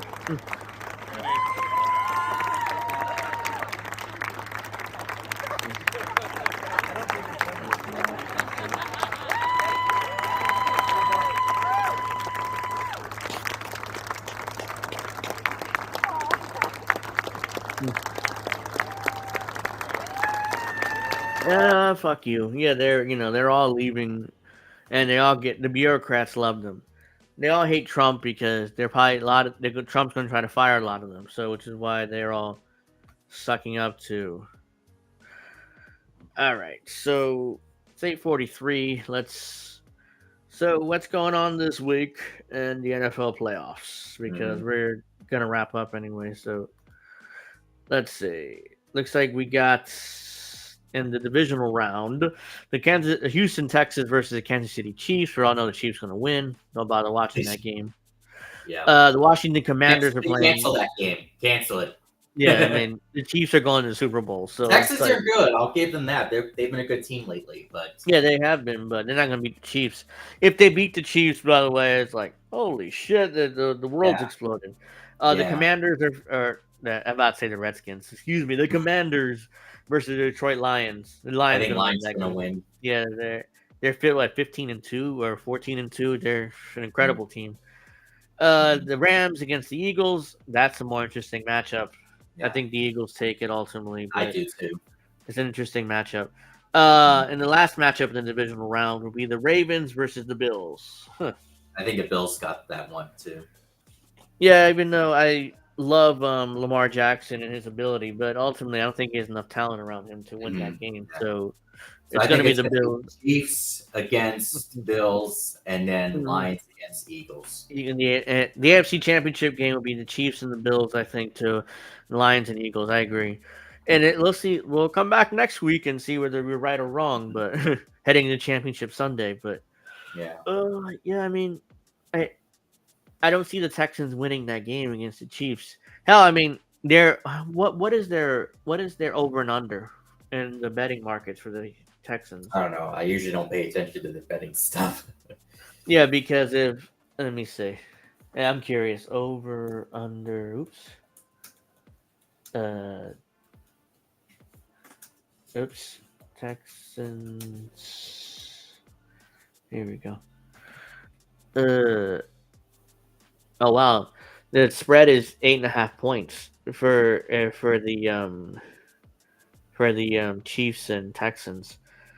So if you bet $1, you get 8.5 points higher. So, and the over under for the Chiefs, the score is 41.5 points. So the Chiefs will score at least 41 points is the betting spread. I wouldn't be surprised. Again, I mean the Chiefs' offense is just too dominant right now, and the Texans don't have the defense to stop it. So I would take over on that 41 points, and that wouldn't even be close if that's the case. I don't see the Texans scoring 40+ points against the Chiefs' defense. So remember when Andy Reid used to be like, I guess, the most cursed postseason coach in NFL history? I was there. I mean, I wasn't. I was there. I was watching, and it's like because the Giants would beat the Eagles all the time in the playoffs. It's like 20 years ago. No. Remember 2008? Well, yeah, I forgot about that. Because that was the year when Plaxico Burress shot himself in the leg. Yeah. Because the Giants were what? We were like 12-1 that year. The Giants only lost like one game.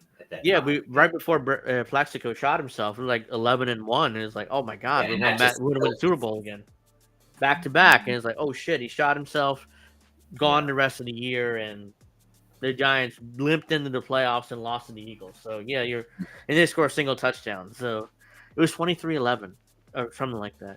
Whatever the score was, yeah, it was 23-11. I'm pretty sure it stuck out in my head because like the Giants didn't score a single touchdown. Yeah, we actually had field goals and I think a safety or something they scored on. But it's 11 points. It was a weird score. So what's going to happen with the Giants next year? I mean, after, how they ended last year, it gave me some hope. And then they were 2-3 after that game against the Seahawks. I was like, oh, they're heading in the right direction. I like where they're going. And then they went on to lose 10 straight games. I'm like, they lost 10 straight and they were done. And it was like, yeah, what's the draft position? Third, I believe. Yeah. Yeah, I mean that's draft. So they're looking at a third over. I'm pretty sure it's third. So mock draft. Giants get aggressive for franchise QB. Yeah, they need a quarterback. And that's what they got to do at number 3. They need, and I hope they don't draft. So right now I'm looking at I really like, who's that quarterback?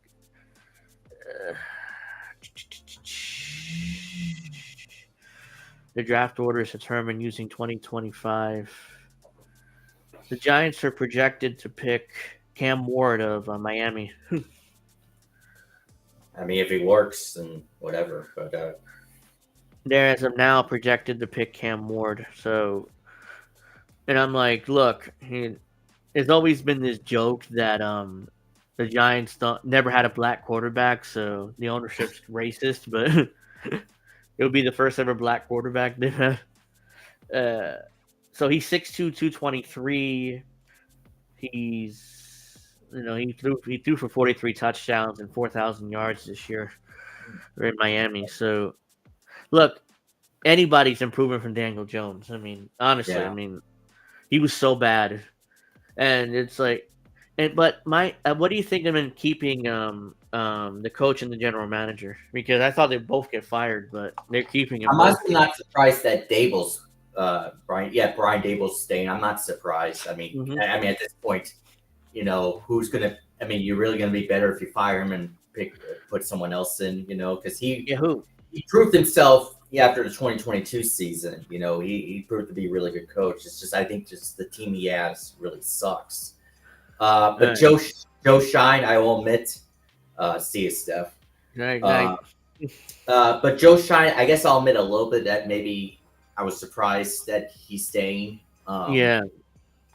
He's the one that built this team, and they went what 3-13, 3-14, 3-14, yeah. And so the Giants are projected to pick Cam Ward, as their franchise quarterback, and I'm like, I'm fine as long as And if he's who are you good, going to if replace? he's the next Eli Manning, then go for it. 2 Super Bowls, I mean, I'll take that over the next 10 years, if he's there. But at least his playoff appearances, I mean, shit. But who you gonna? I was telling people who you gonna replace Dable with. Bill Belichick went to North Carolina State, so he's in college. So you're not gonna replace. You're not gonna get Belichick. And also, the Patriots now have Mike Vrabel. Mike Vrabel, yeah, Mike Vrabel. Yeah, he won all the Super Bowls, back in the first. It's not a guarantee he's going to turn the Patriots around either, because he didn't end Tennessee that well. So no, he was bleh, the last couple of years in Tennessee. He was a good coach, but ultimately, and they fired that. Who was the coach after this 1 year? Oh, Gerard Mayo, I think that's his Gerard name. Mayo. Yeah, it's like, really? They hired this guy, and he's gone in 1 year. It's like, oh well, I mean, he wasn't good enough. The team wasn't where I wanted it to be. It just proves that the Patriots were only successful with Tom Brady. So yeah, and what's funny is at one point Belichick was like, I don't understand why that defense is so bad. I built that defense. He went on Pat McAfee, and they were great for me last year. So, and Belichick kind of throwing Mayo under the bus, like, oh, it's his fault. My that defense is great. Bill Belichick, when he always builds his defense, and he always says this, and it's just, Yeah, Belichick grew a personality this year since he's been out of football. So it's like he went on Pat McAfee, and he would do the NFL Monday Night Football with Eli and Peyton, that simulcast. Yeah. And I liked actually watching Eli and Peyton. I didn't really watch the regular broadcast. I just would watch them. One thing, oh yeah, I'm sure you heard it was like a couple weeks ago when Aaron Rodgers recently said that he was having the best time of his life or the best year of his life or whatever. Mm-hmm. Did you hear? So did you not care about winning the Super Bowl with the Packers? Are you fucking kidding me?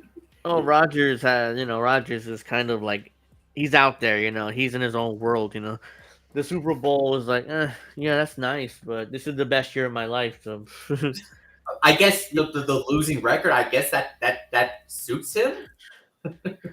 I mean, Jets haven't had a good history with aging Packers legends. Look at Brett Favre. Look how Brett Favre experiment didn't work. Mm-hmm. And now another aging Packers legend, Aaron Rodgers, that really didn't work either. I mean, remember Tim Tebow? Oh my God. Yeah, I mean, it was just an experiment. He was like the third string quarterback, and Mark Sanchez was so bad that the Jets fans like, yeah, give us Tebow. I mean, he can't be worse. So like, yeah, he could be worse.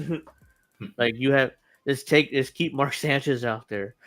Because Tim Tebow with the Broncos was like, ugh, like shit. No, he did good in his season with the Broncos, especially that win against the Steelers. But when they faced against the Patriots, I mean, they had no chance. Tom Brady and the Patriots just ran circles around them, crushed them. Mm-hmm. But it's like the Chiefs going to do the Texans on Saturday. Yeah. Or tomorrow. Why am I saying Saturday? Like, it's like days from now. Yeah. So, I'm sure most people, and myself included, are picking Chiefs and Lions for the Super Bowl. Oh yeah, and God, the Lions need to win the Super Bowl. I mean, the Chiefs win 3 in a row. They at least need to get to the Super Bowl, because after the way they lost the NFC Championship game last year, that was such a heartbreaker for them. They need to redeem that. Yeah, I'm rooting for the Lions to get to the Super Bowl. They haven't won a championship in 1959, like before the Super Bowl era. So like, so they at least need to get there first, and we'll determine who's going to win. But I mean, hey, Detroit sports, they've been doing pretty decently lately, and the Tigers make the postseason. The Lions have been great. I don't know about the Pistons. I don't think the Pistons have been good. Oh, the Pistons are I don't know awful. about the Red Wings, but The Pistons are awful. at least two teams have been headed in the right direction. So Yeah, so so right now my picks are the Lions and Chiefs get the Super Bowl. We'll see next week who's in it, who's in the championship games next week. But as of now, I think it's gonna be the Lions and Eagles and the Chiefs and the Bills. yeah. And I think the Chiefs are going to beat the Bills yet again. It's like when the Patriots kept beating the Steelers nearly every year in the playoffs. Yeah. And it's like, oh. Oh, look at that account. Shave your knuckles for Pfizer. I'm currently shaving Kitty's knuckles for justice. Okay, Graham Elwood. All right, so, and then who would win between the Chiefs and the Lions in the Super Bowl if they get that far? I mean, we're getting way ahead of ourselves, but I would pick the Chiefs. It might be a close game, but I just unfortunately, the Chiefs are too good, and unless they give away the game, the only way the Lions would win, the Chiefs beat themselves. And they've done that before in Super Bowl against the Buccaneers. By the way, you're going to hear Tom Brady call the Super Bowl. Yeah, like the Chiefs did that one year against the Buccaneers. We gave Tom Brady's Buccaneers, where they basically handed them the game. It's like, so the Chiefs have known to, beat themselves, because if they played their game, they would have crushed the Buccaneers that year. I mean, the Buccaneers. Well, the problem with the Chiefs in that game, they had lost their offensive guy. I don't remember who it was, but he had an injury against the Bills in that championship game. I mean, they had injuries, but and that cost him to go all over Patrick Mahomes, and he was just running for his life to not. Yeah, he didn't play well but it's not necessarily. He didn't necessarily have a bad game. He threw like 270 yards. He didn't have protection. I remember that he's running for his life. Like, oh shit! I mean, God, that offensive line was like a turnstile. I mean, there was nothing he could do. He was like, and he had an injury too. I think he had a bad ankle. I think too. So it wasn't like he was. That was a couple weeks before, or a few weeks before that. Yeah, I remember he had an ankle injury too. He was healed for this. By that point, he was. Yeah, I mean, he had to be running for his life, because if he wasn't healed, he'd probably been out of that game pretty quickly. But. And the other thing I don't understand, why does the Super Bowl keep taking place at that New Orleans stadium, whatever it's called? What is it? It's a lot of Super Bowls recently taking place in the Superdome, or the Mercedes-Benz Superdome, as it's called now. Or the Silver Dome. As Hogan called it. Yeah, the Silverdome, brother. So, yeah, I don't know. Like, why? Oops. Yeah, I mean, I don't get it either, but it's one of those things. Yeah. Macy says this is foreign talk for me. Yeah, we're wrapping up in a few minutes, so we're just, discussing the playoffs here. And I hope whatever quarterback the Giants pick, it's got to be better than Daniel Jones. I mean, he gave me agita for years and years. I mean, it's like, oh. And who are you gonna? I was telling people, who are you going to replace Dable with? Bill Belichick is North Carolina State. That's the only one I would accept it, And he's gone back to college in the 70s, so he's not going to coach in the NFL again probably. So at this point, Vrabel went to the Patriots. He's always going to go to the Patriots. I mean, there's no way he would have gone to the Giants. Why would he go to the Giants? Yeah, I mean, so he's from. Remember when we thought Joe Judge was going to be really good? Oh, that I never believed in Joe Judge. I mean, I was like, what? Gettleman went with Joe. Like who? Like Bill Belichick's special teams coordinator? Really? Is that who you think's gonna turn around the Giants? Well, I thought he was going to be really good after that press conference he had, but no. Well, yeah, but he was he's so young and inexperienced, and I saw it. To me, that was fake. That was like fake bravado. It was like I didn't buy it. I don't know. I mean, and. Now, at the time, I was like, it can't be worse than Pat Shurmur. Yes, he was. He was out within 2 years as well. So Pat Shurmur had like the most boring personality ever. Yeah. So then he was gone after 2 years, and Dable's not a bad coach.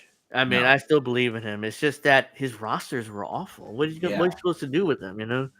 Yeah, I just remember all the excitement he had in the 2022 season when they won games. And when he would hold his players accountable. I like the 2022 season. They won. They made the playoffs. Yeah. Oh my God, they made the playoffs. Hey, that's a step forward. We lost immediately, but at least we got there. By the way, how about the Vikings having the worst 14-3 or 14 win season of all time? They got beat pretty easily. Like they're one and done. It's like, and I was posting who's the worst 14 win team in NFL history, and Joe Biden, Minnesota. Unfortunately, they just rolled over and died. I mean, it was like, what? I mean, I didn't think they'd go to the Super Bowl, but I thought they would get deeper into the playoffs. Minnesota sports, I mean, they're like cursed. I mean, they just can't win, Who was the last Minnesota team win a championship? Was